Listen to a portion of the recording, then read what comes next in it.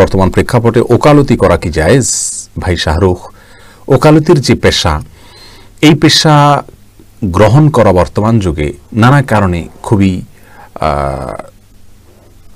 বিপদ এর একটি কাজ।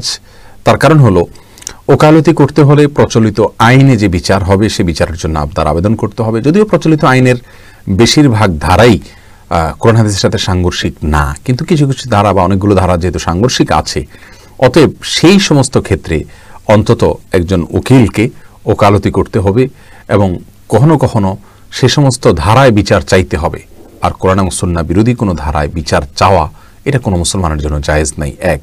আর দ্বিতীয়ত হলো, ওকালতির পেশায় অনেক সময় আসামি অপরাধী হওয়ার পরেও উকিল তার মামলায় জেতার জন্য, তার মক্কেলকে মুক্ত করবার জন্য তিনি মিথ্যার আশ্রয় নিয়ে থাকেন এবং তাকে মিথ্যা শিখিয়ে থাকেন। এটা আমাদের দেশের ওপেন সিক্রেট একটি বিষয়।